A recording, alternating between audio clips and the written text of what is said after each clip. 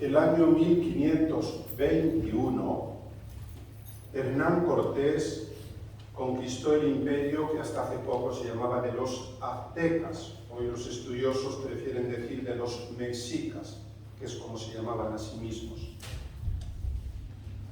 En la Plaza de las Tres Culturas, en la Ciudad de México, hay una inscripción que me parece muy acertada. Dice que en aquel lugar no se puede hablar ni de vencedores ni de vencidos, sino del doloroso nacimiento de un pueblo nuevo, el pueblo mexicano. Pensémoslo. Cualquier mexicano, allí donde se encuentre hoy, tiene sangre indígena y tiene sangre europea, y no solo tiene sangre de los mexicas, sino de los distintos grupos amerindios que poblaban la zona y que entonces tampoco se mezclaban entre sí, y muchas veces también de los descendientes de africanos que vinieron a este continente. Repito, esto sucedió el año 1521. La Virgen de Guadalupe se aparece a Juan Diego el año 1531, 10 años después. Por entonces todavía no había jóvenes de esta edad con rasgos mestizos. Solo hacía 10 años que habían llegado los españoles. María estaba anunciando ya el nacimiento de ese pueblo que aún no existía. Y el año 1541, cuando aún vivía Juan Diego, se habían convertido 9 millones de aquellos miembros de los pueblos indígenas que durante siglos habían adorado a otros dioses. Durante los primeros 10 años no se había convertido casi nadie, apenas la familia de Juan Diego y pocos más. Y sin embargo, en los 10 años siguientes se convirtieron 9 millones de personas. Es algo que no ha sucedido antes en la historia, ni después, yo creo. La aparición de la Virgen de Guadalupe a Juan Diego cambió para siempre la historia, no solo de aquellos mexicas que vivían en el territorio de lo que hoy es la Ciudad de México y alrededores, sino de todo el continente americano. María, que repito, toma ese rostro mestizo, es la imagen de cómo los pueblos tienen que acogerse, entenderse, y de cómo no existe nadie que pueda pretender ser de una raza superior a otra. No existen razas humanas, no nos engañemos. Así como existen razas de perros y de gatos y de los otros animales, entre los seres humanos hay diferencias externas, pero no razas propiamente dichas. Y si lo pensamos bien, todos los seres humanos estamos emparentados. Se han hecho estudios de ADN a personas totalmente güeras del norte de Europa y a personas totalmente prietas de África, y se ha visto que tenemos la misma genética y que incluso tenemos las mismas mezclas en las que nuestros antepasados se han ido uniendo un sitio y otro sitio y otro sitio. La historia de San Juan Diego la conocen bien. Eran pocos los que se habían convertido todavía. Él había quedado viudo hacía 2 años y su tío estaba enfermo. Iba a la ciudad corriendo para pedir un sacerdote que viniera a confesarle cuando la Virgen se le manifiesta. Un 12 de diciembre. Ya se le había manifestado un 9 de diciembre. Ya entonces le había dicho que fuera donde el obispo. Ya entonces le había pedido que levantaran un templo en su honor para ella consolar a todos y ser madre de todos. Pero no le habían hecho caso. Él entonces intenta no pasar directamente por aquella montañita, por aquel cerrito del Tepeyac, sino echarse un poco a un lado para ir corriendo y que la señora no le interrumpiera. Y ella le dice, no, no te preocupes. Tu tío está bien, sube ahora a la cima del cerro y recoge rosas y llévaselas al obispo. Él se quedó sorprendido, porque hoy estamos todos acostumbrados a este tipo de rosas, como los que están delante de la Virgen, pero todas estas rosas son frutos de injertos. Y todas estas rosas que hoy conocemos son del siglo XIX y XX, estas mezclas que hoy conocemos. Pero pueden ver los cuadros antiguos en los museos. Las rosas primitivas que había por aquí eran las rosas del Pitiminí, esas pequeñitas, o esas rosas de 4 únicamente pétalos. Y después estaban esas otras rosas de Castilla, que no eran tan grandes como estas, ni con estos tallos, sino más abiertas, aterciopeladas, con ese olor tan fuerte, tan penetrante. Y él no había visto nunca ese tipo de rosas, por supuesto, y se quedó sorprendido por la forma y por el olor. Y las recogió en su tilma. Y entonces acudió donde el obispo para llevarle ese signo que él había pedido, esa demostración de que era la Virgen quien se lo mandaba. Intentaron arrancarle la tilma y ver qué llevaba dentro los criados del obispo, pero no lo consiguieron. Cuando él abrió la tilma, apareció la imagen de la Virgen de Guadalupe entre rosas. Y lo saben ustedes de sobra. Esas tilmas de ayate están hechas con la fibra de un tipo de cactus, del ayate, pero eso no dura más de 20 años. Y esta va a cumplir 500 años. No solo eso, todos los estudios que se han hecho de los pigmentos con los que está pintada la Virgen no se identifican ni que sean de origen mineral, ni que sean de origen vegetal, ni que sean de origen animal. Todavía es un misterio. No solo eso. Si se ve la tilma por detrás, se ve perfectamente la tela, que son estos hilos tan burdos, a través de los cuales pasa la luz. Y normalmente cuando se pinta un cuadro, primero hay que poner una base, y se pinta encima de la base, no encima de la tela. Esta imagen de la Virgen está directamente pintada sobre la tela, y no se han perdido los colores en 500 años. Y saben de sobra que en una ocasión le echaron ácido para romperla y que en 1921 pusieron una bomba. Y en la basílica está el crucifijo de metal totalmente inclinado y sin embargo a la imagen de la Virgen en aquella ocasión no le pasó nada. Y saben ustedes todo lo demás, no hace falta que yo se lo recuerde, las pupilas de la Virgen no se ve a primera vista, pero con microscopio se ve la imagen de las personas que estaban allí a los pies de la Virgen cuando sucedió el portento.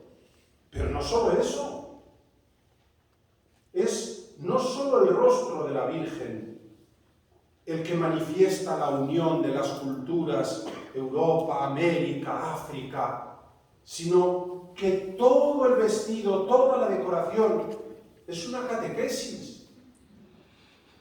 Las indígenas llevaban una túnica hasta los pies mientras eran vírgenes antes de casarse. Y sin embargo se ponían ese lacito negro en la barriga cuando ya estaban casadas y embarazadas. Y ahí está el lacito, como yo, ¿ven? Tenía ya barriguita la Virgen. Entonces, al mismo tiempo les decía a aquellos indígenas, sin necesidad de que nadie se lo contara, que es una mujer virgen, una doncella, y que está embarazada. Este tipo de color del manto azul, que son el color de estas piedras tan típicas de toda esta zona, lo llevaban los nobles, no la gente sencilla. Aparece ahí como una gran señora vestida del sol. Una imagen que aparece en la Biblia, la mujer vestida del sol, coronada de estrellas, con la luna como pedestal. Pero es que resulta que los indígenas aquí adoraban al sol. Y bueno, María se presenta revestida del sol. Ella no es el sol, pero el sol la reviste. Y saben de sobra que En el manto de la Virgen se refleja el cielo tal como aparecía el solsticio de invierno de aquel año 1531. Perfectamente identificadas las constelaciones. No solo eso, faltan las constelaciones de la cara, del cuerpo, pero se han hecho dibujos de cómo estaba el cielo en esos momentos y resulta que a modo de corona, en lo que hoy es la cabeza, aparece una constelación que precisamente se llama Corona. Que en la barriga y sobre las manos aparece la constelación que llaman Virgo, Virgen, que justamente debajo del lacito, en la barriguita, aparece una constelación que tiene una estrella que se llama Regio, el pequeño rey. Si además de las estrellas que ya hay pintamos todas las otras, aparecen estas cosas tan curiosas, tan sorprendentes. Y la Virgen María está pisando la luna, una luna oscura, una luna negra. Claro, nosotros hoy tenemos luz eléctrica y no nos da miedo la noche. Pero ¿se imaginan lo que era la noche para los antiguos? Hay un himno de la liturgia que dice: la noche, el caos, el terror, cuanto a las sombras pertenece. Imagínense las noches antiguas cuando la gente oía los aullidos de los animales y no se atrevían a salir de la casa. La noche no romántica que decimos nosotros, con tantas luces que tenemos.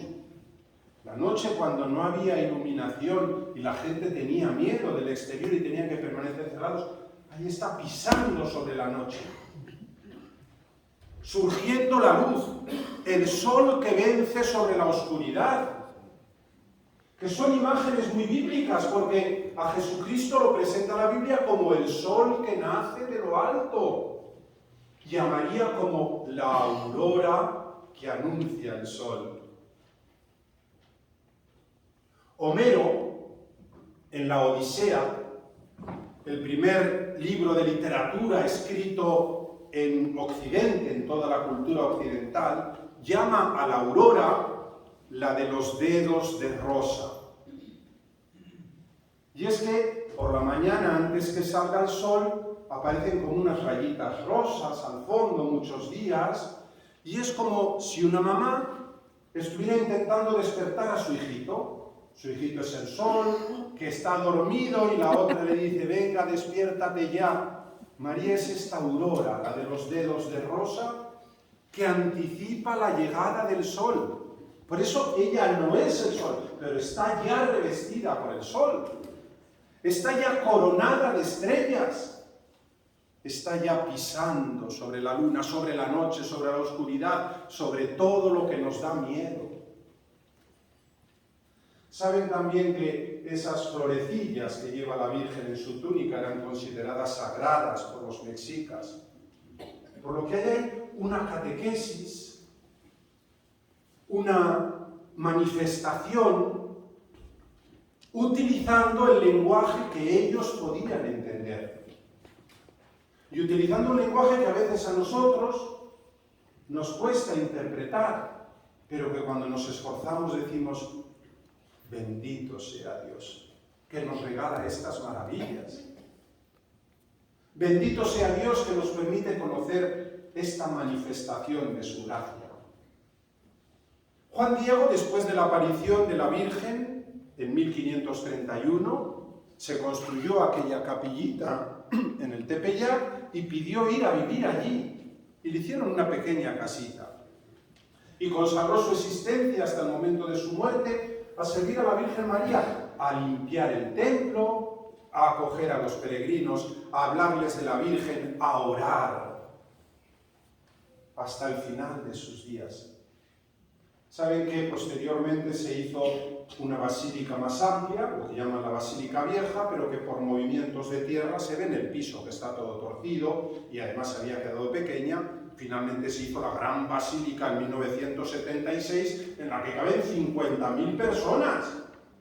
Una basílica visitada cada año por más de 20 millones de personas. Es el santuario mariano más visitado del mundo, por encima de Lourdes, de cualquier otro santuario. Solamente es más visitado San Pedro en el Vaticano, de todas las iglesias, todos los templos católicos.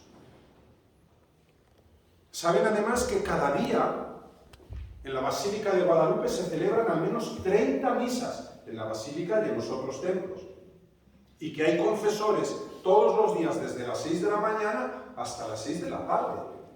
Y que todas las semanas, los sábados, hay bautizos, confirmaciones, primeras comuniones y matrimonios para las personas que se acercan y quieren celebrar allí los sacramentos. Se piensa que este año, a lo largo de la novena y el día de su fiesta, va a superar a los años de antes de la pandemia. Menos mal que nosotros no estamos allí, porque va a haber tanta gente que no van a poder ni respirar.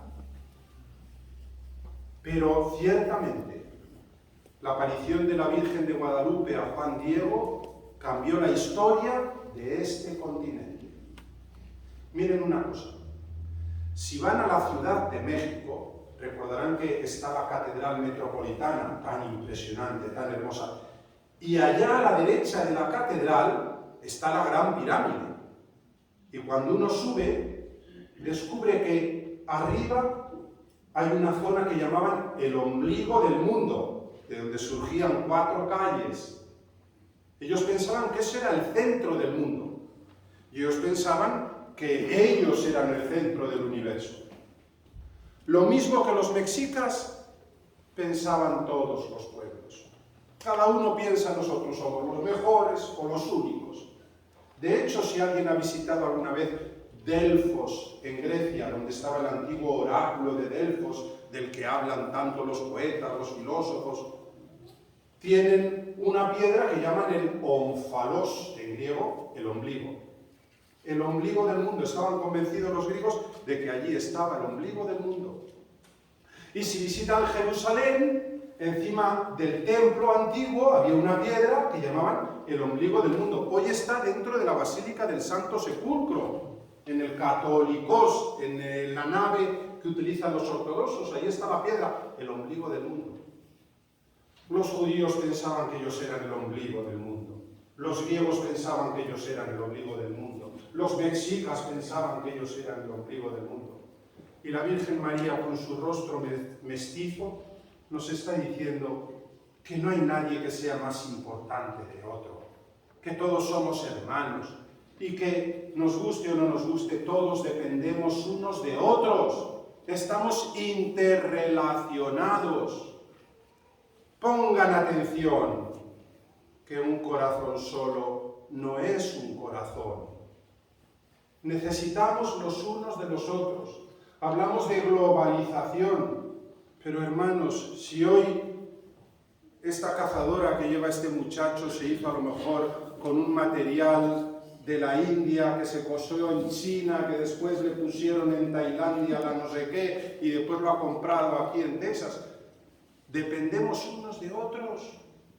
Y la Virgen ya hace 500 años nos dice eso, con ese rostro, con esas manos, con esa manera de estar, con esa simbiosis, resumen de culturas que se juntan para decirnos: yo soy la madre de todos.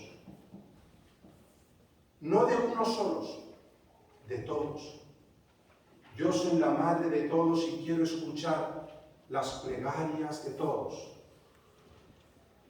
María, Madre de Guadalupe, que se aparece a Juan Diego, nos está invitando también a nosotros a ser acogedores unos con otros, a ser respetuosos unos con otros, a ser amables unos con otros. ¿Cuánto nos cuesta?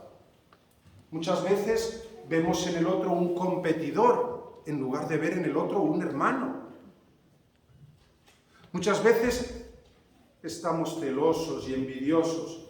¿Y de dónde viene la infelicidad? Precisamente de esto. Ay, yo querría ser tan guapo como esta, y tan simpático como aquella, y tan rico como la de más allá. ¿Saben ustedes que de todas las ramas de la medicina, en la que más invertimos a nivel mundial es en la cirugía estética. Por supuesto que algunas cosas son necesarias, hay personas que se han quemado y necesitan un injerto, que han tenido un cáncer de pecho y necesitan una intervención, que también a veces pues hay algún grano, alguna cosa.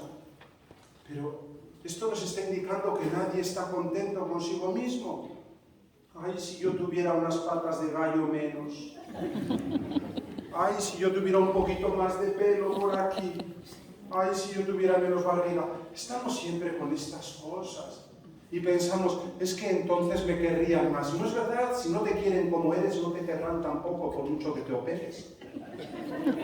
Y hay quien se opera y se opera y se puede y se inyectan botox y yo que sé cuántas cosas.